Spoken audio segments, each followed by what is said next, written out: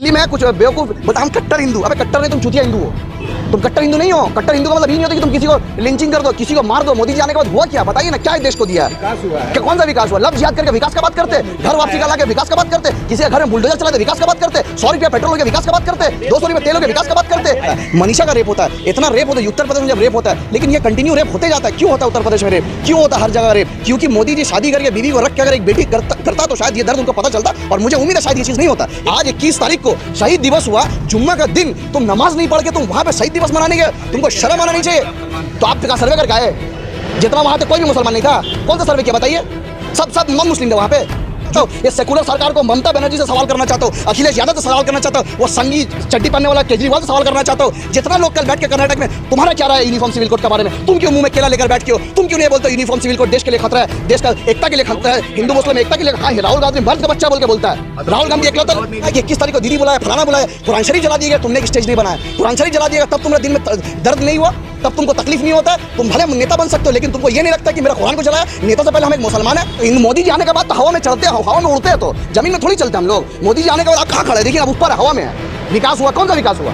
ये कौन सा विकास हुआ? एयरपोर्ट भेज दे रहा है, रेलवे भेज दे रहा है। एक तो ट्रेन लाते हैं कि कौन सा ट्रेन लाया?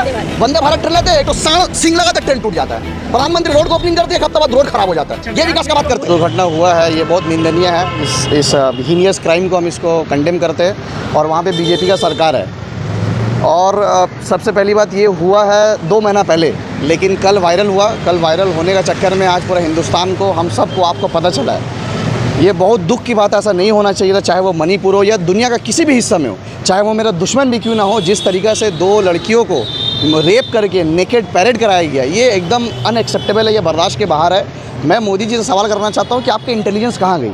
आपका पुलिस कहाँ गई? आपका जो वहाँ का चीफ मिनिस्टर है वो क्या कर रहा था? आपको 2 महीना होने का बाद भी आपको पता नहीं चला कि इतना गंदा घटना घट चुका है वहाँ पे? ये देखिए क्यों हो रहा है, क्योंकि मोदी जी शादी करके बीवी को साथ रखते और एक बेटी होता मोदी जी का, तो शायद मोदी जी को बेटी का मोहब्बत पता चलता कि अगर बेटी के साथ रेप होता है, बेटी के साथ इस तरीके से कोई दुर्घटना होता है तो दर्द क्या होता है, ये मोदी जी को पता चलता।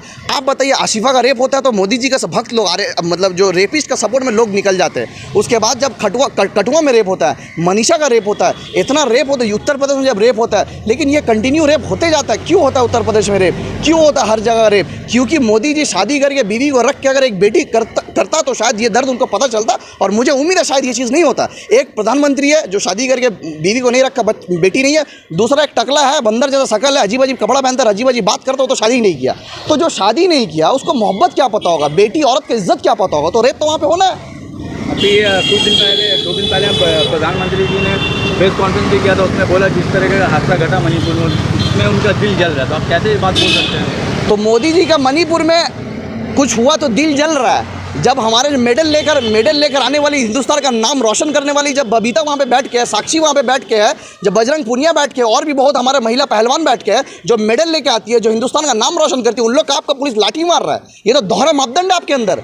आप वहाँ पे रेप हो जाता है, मनीषा का रेप हो जाता है, आपका विधायक रेप करते हैं, आशिफा का रेप में आपका सपोर्टर लोग सड़क में रेपिस्ट का सपोर्ट में आ जाए, तब आपका दिल नहीं जलता है। आपको आपके प्रधानमंत्री बात को मान रहे कि वो जो बोले सही बोले? प्रधानमंत्री बोला था 15 लाख रुपया देंगे, हाँ तो 15 लाख रुपया देंगे बोला था, दिए। 2 करोड़ नौकरी देंगे बोला था, दिए।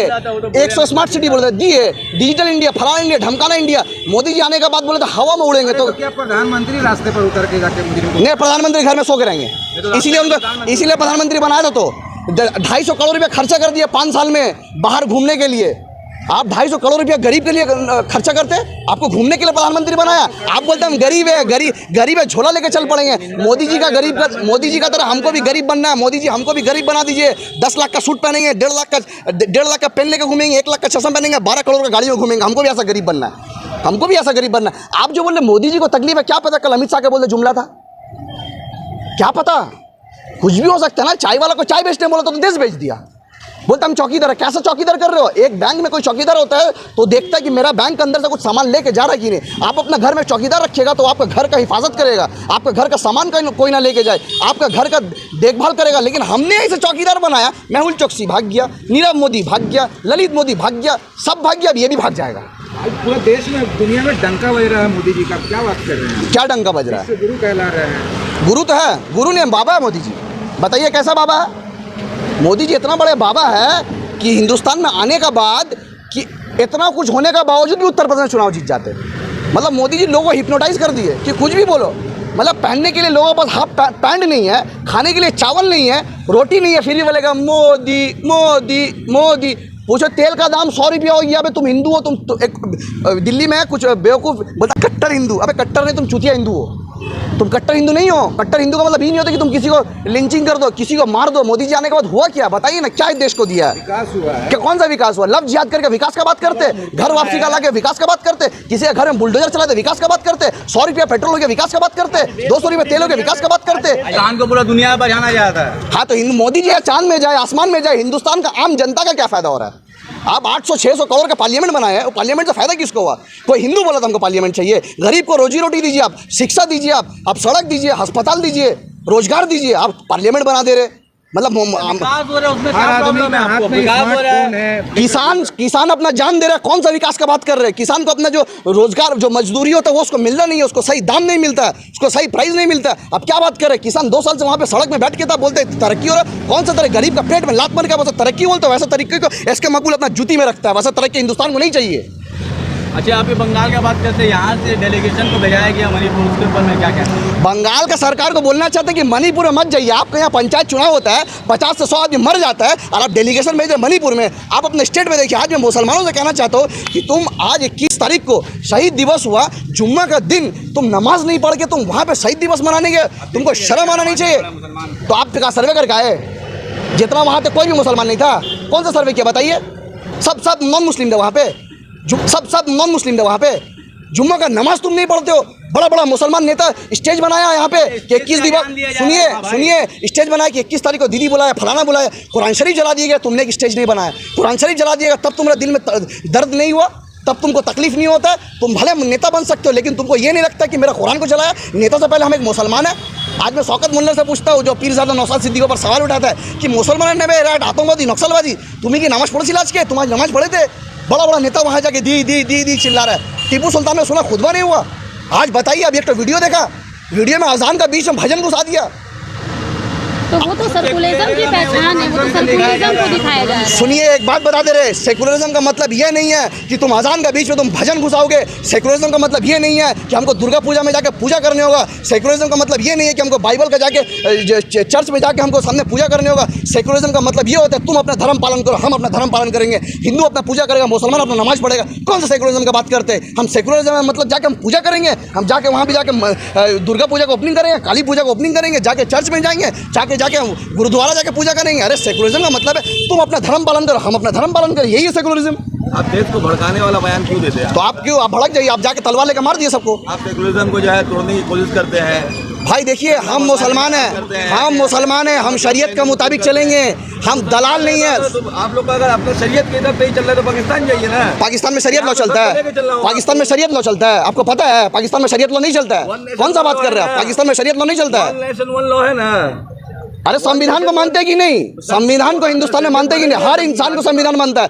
आप यूनिफॉर्म सिविल कोड ला रहे, आप सीए ला रहे, एनआरसी ला रहे। हम तो कहते हैं कि तुमको यूनिफॉर्म सिविल कोड लाना है, लाओ। लेकिन मैं कहना चाहता हूँ, एसके मकबूल आप लोगों के सामने कह रहा है, कोई आपका नाम माइकल लाल हिंदुस्तान में अगर पैदा हुआ है, हमको अपना शरीयत से रोकने का रोक के दिखा ले। तुम यूनिफॉर्म सिविल कोड लाओ, हम अपना शरीयत को मानेंगे, हम अपना कुरान को मानेंगे। देखते हैं कौन रोक देगा। एसके मकबूल इतना डंके की चोट पे ये बात कैसे कहता है? हाँ, क्योंकि हमें टारगेट किया जा रहा है। बाद में आपत्ति क्यों रहेगी? क्यों नहीं आपत्ति रहेगा? आप देश में क्या अच्छा किया बताइए ना। आपको अगर यूनिफॉर्म सिविल कोड ला रहे हैं, आपको अगर कोई कानून लाना है तो ऐसा कानून लाइए जिसमें दलित में, सुनिए तरक्की का मारे गोली मारे। सुनिए, कोई विकास नहीं हो रहा है। रेलवे बेच दे रहा है, विकास हो रहा है। एयरपोर्ट बेच दे रहा है, विकास हो रहा है। आप बुलेट ट्रेन का, आपसे नॉर्मल ट्रेन में 4000 से 5000 जान चलेगी। आप तरक्की की बात कर रहे हैं। निंदा नहीं कर सकते? क्यों नहीं निंदा कर सकते? क्यों नहीं? मेरा अधिकार है, मेरा अधिकार है। अगर हम कुछ गलत बोले तो आप उसमें काउंटर कीजिए कि हम गलत बोल रहे। आप एक बात, यूनिफॉर्म सिविल कोड, आप कानून का बात करते हैं। आपको अगर कानून लाना है तो वो कानून लाइए कि जब मेरा दलित भाई घोड़ा में चढ़ के शादी में जाए तो उसको कोई ना मारे। अगर आपको कानून लाना है तो कोई अगर कोई रेपिस्ट हो, कोई क्रिमिनल हो, उसको पार्लियामेंट में बैठने का हक ना मिले। अगर आपको कानून लाना है तो ऐसा कानून लाइए गरीब भूखा ना सोए। अगर आपको कानून लाना है तो ऐसा कानून लाइए कि कोई किसी का रेप ना हो। आप क्या कानून लाते? सीए, एनआरसी, ट्रिपल तलाक, यूनिफॉर्म सिविल कोड। हम बेवकूफ़ है? तुम हमें हर कानून का नाम है, मुसलमान को तुम टारगेट कर रहे हो। मुसलमान अब जाग गया, मुसलमान किसी का नहीं सुनेगा। जिस भाषा में तुम समझाओगे तुमको ऐसा जवाब दिया जाएगा। तो वो ला दिया। क्या ला दिया? हिंदू धर्म में भी बहुत ऐसा कानून है, बहुत ऐसा नियम है। बाल विवाह होता है उन लोग का, इसमें बहुत ऐसा कुछ होता है कि अगर यूनिफॉर्म सिविल कोड लाया गया है तो ये भी फंस जाएंगे। जैसे एनआरसी का टाइम आसाम में पहले हुआ तो फंस गया था ना ये लोग। फंसा था, तो इसीलिए ये लोग सोच रहे कि यूनिफॉर्म सिविल कोड लाएंगे तो ये भी फंसने वाला। और मैं पूछना चाहता हूँ, ये सेकुलर सरकार को ममता बनर्जी से सवाल करना चाहता हूँ, अखिलेश यादव से सवाल करना चाहता हूँ, वो संगी चड्डी पहनने वाला केजरीवाल से सवाल करना चाहता हूँ। जितना लोग कल बैठ के कर्नाटक में, तुम्हारा क्या राय है यूनिफॉर्म सिविल कोड के बारे में? तुम क्यों मुंह में केला लेकर बैठ के हो? तुम क्यों नहीं बोलते हो यूनिफॉर्म सिविल कोड देश के लिए खतरा है, देश का एकता के लिए खतरा है, हिंदू मुस्लिम एकता के लिए? हाँ, राहुल गांधी मर्द का बच्चा बोल के बोलता है। राहुल गांधी एकलौता। अब हाँ, क्यों? अरे आप बताइए, आप असदुद्दीन ओवैसी को नहीं बुलाते, बदरुद्दीन अजमल साहब को नहीं बुलाते, क्यों नहीं बुलाते? क्योंकि उनके पास दाढ़ी है, उनके पास टोपी है, इसलिए अब उनको नहीं बुलाते। हाँ, फारूक अब्दुल्ला साहब को तो बुलाया गया। सुनिए, इन लोग नहीं तो उनको वो मुसलमान पसंद है जिसका पास टोपी नहीं है, जिसको अपना कौम से लेना देना नहीं है, जो मुसलमान की, गरीब की, दलित की, हिंदुस्तान एकता की बात नहीं करता।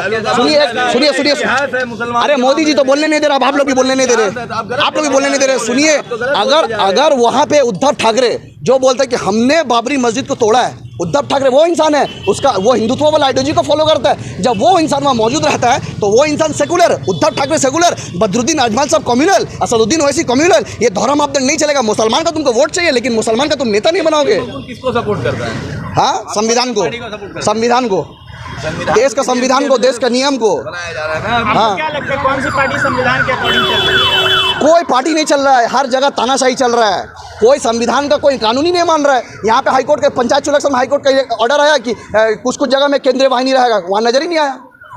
अरे कुछ नहीं चल रहा है। इंडिया बना रहे, क्या कहना? नया इंडिया बन रहा है, उसमें क्या कहना? मौका मिलेगा किसी पार्टी? नया इंडिया बन रहा है, सब पार्टी मिलकर अलायंस कर रहे, 2024 का तैयारी करे, इसमें क्या कहना आपका? तो वही तो बता रहे कि आप नया इंडिया जो बना रहे हो उसमें प्रॉब्लम है क्या? एकदम प्रॉब्लम है, 100%। मेरा अधिकार है, मेरा अधिकार है। हाँ, तो क्यों नहीं हो सकता? क्यों आपको प्रॉब्लम है? हमको प्रॉब्लम हो रहा है, आपको प्रॉब्लम है? आपको भी प्रॉब्लम है क्या? आप एक सुनिए, आप बीजेपी के खिलाफ लड़ ले, आप बीजेपी के खिलाफ लड़ ले।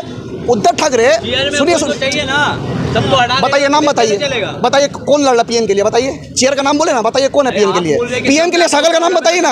अरे चेयर का है, आप अपने इलाके का जब एमपी वोट, लोकसभा वोट होगा, आप अपने कैंडिडेट को देखकर वोट दीजिए। आप वोट का बात करें, ग्राम पंचायत में इतने लोग, एक बात बताइए, सुनिए, आप इसके मकबूल इतना भाषण दे रहे हैं, ग्राम पंचायत इलेक्शन में भाषण नहीं दे रहे, सच्चाई बयान कर रहे हैं। फिर भी तो आज धर्मतल्ला में देखा गया कि लाखों की तादाद में लोग वहाँ पे उमड़ पड़े थे, भीड़ थी। आप इसको किस नजर से देखते हैं? क्योंकि लोगों के पास नौकरी नहीं है, लोगों के पास रोजगार नहीं है। पता है, जाएंगे तो 500 रुपया मिलेगा, एक बोतल दारू मिलेगा, एक डब्बा बिरयानी मिलेगा, कुछ तो मिलेगा भाई। लोगों के पास नौकरी नहीं है, एम्प्लॉयमेंट नहीं है, तो लोग बंगाल का जीडीपी सबसे ज्यादा कैसे है? कौन सा जीडीपी ज्यादा है? कुछ जीडीपी ज्यादा नहीं है, गलत है, गलत बात है। कोई गूगल देख लिया, कुछ गलत जीडीपी वीडीपी कुछ अच्छा नहीं है, सब गलत है। इसीलिए सबसे ज्यादा मजदूर बंगाल का बाहर में। आपको तो पता होना चाहिए, ईद का दिन एक हफ्ता पहले एक बार हावड़ा में, सियालदा में खड़ा हो जाइएगा, लाखों का तादाद में। आपको कोरोना का टाइम पता होना चाहिए, जिस तरीके से महाराष्ट्र में, साउथ में सबसे ज्यादा बंगाल का मजदूर बाहर है। क्या बात कर रहे हैं आप?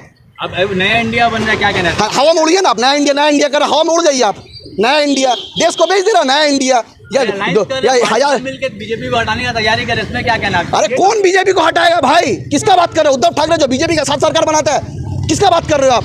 जो केजरीवाल बोलता है कि नोट के अंदर भगवान कृष्ण का फोटो आ जाना चाहिए, जो खुद बीजेपी नक्शे कदम पे चलती है, वो बीजेपी को हटाएगा? आपको पता भी होना चाहिए, कल जो इतना सब मिलकर बैठा था उसमें आधा से ज्यादा बीजेपी का लोग बैठे थे। कौन सा बात कर रहे हैं आप? आपको बीजेपी के इंडिया में भी प्रॉब्लम है, विपक्ष के भी इंडिया में भी प्रॉब्लम है? हाँ, ओवैसी को प्राइम मिनिस्टर बनाना चाहते हैं क्या? नहीं, आपको बनाना चाहिए, आप बन जाइए। लग रहा है आपको खुद बनने का शौक है। अजीब बात कर रहे हैं। अरे भाई, नेता है, सबका अपना बात बोलने का अधिकार है, हम आज़ाद नागरिक है, हम अपना बात रख रहे हैं। अच्छा, आप सभी पार्टी को गलत बोल रहे हैं, तो आप जब किसी पार्टी में शामिल होंगे तो कैसे काम करेंगे? वक्त बताएगा, वक्त आने दीजिए। अभी तो कोई पार्टी के साथ जुड़े हुए हैं नहीं, जब आएगा बताएंगे। कौन सी पार्टी सही काम कर रही है उसमें काम? देखिए, मैं कोई पार्टी वार्टी से जुड़ा हुआ नहीं हूँ, मैं पार्टी, बस एक बात बोलना चाहता हूँ, 24 में Rahul Gandhi is the best candidate to become prime minister. Rahul Gandhi बहुत अच्छा इंसान है, पढ़े लिखे है, कम से कम जहालत वाला बात नहीं करते, वो रेपिस्ट नहीं है, क्रिमिनल नहीं है। आपको डर नहीं लगता है? एनआईए से डर नहीं लगता आपको? क्या करेगा एनआईए? चोरी किया, डकैती किया, डॉक्टर से जाओ तो आप लोग ऑपरेशन करते, स्टिंग ऑपरेशन, छुप के कौन क्या कर रहा है, तो आप ऑपरेशन करके देख लीजिए मकबूल किससे जुड़ा हुआ है, कौन सा पार्टी से जुड़ा हुआ है, मकबूल को फंड कौन कर रहा है। आपको कुछ नहीं मिलेगा, कहीं कुछ आपको नहीं मिलेगा। डरता है, देखिए, मुसलमान का ईमान अगर पक्का रहेगा ना, तो मुसलमान सिर्फ अपना अल्लाह से डरता है। हम लोग का लीडर ना वीर सावरकर नहीं है, हिजड़ा सावरकर नहीं है, मोहन भागवत हम लोग का लीडर नहीं है, नाथुराम गोडसे हम लोग का लीडर नहीं है। हम लोग अगर लीडर मानते हैं ना, इमाम हुसैन को मानते हैं, मुहर्रम चल रहा है, हम लोग 72 22 हज़ार के ऊपर भारी है, हम लोग अपना हुजूर मोहम्मद सल्लल्लाहु अलैहि वसल्लम को लीडर मानते हैं, तो हम लोग इन सब से डरने वाले नहीं है। जो डर ये डरने डराने वाले चल गए। अब तुम खबरदार, अब तुम सोच समझ कर कदम उठाओ। मुसलमान के ऊपर अब आज भी आया तो मुसलमान जाग गया, जिस भाषा में तुम समझते हो वैसा तुमको जवाब दिया जाएगा। अभी जो लोग लगाते मेरे ऊपर भी, देख लेंगे। आपको क्या लगता है? क्या लगता है? लगाएगा, देखा उमर खालिद तो अंदर है, फिर निकलेगा, देखिए शेर का तरह बोलेगा। लेकिन प्रॉब्लम क्या, आज हम मुसलमान क्या करते हैं, जो हक की बात करता है, जो देश की बात करता है, जो संविधान की बात करता है, हिंदू मुस्लिम एकता का बात करता है, जो देश को जोड़ने का बात करता है, हम लोग उसको आगे नहीं बढ़ा के हम लोग गैर कौम को आगे बढ़ा देते, जो अपना बात नहीं करता सिर्फ सियासत करता है।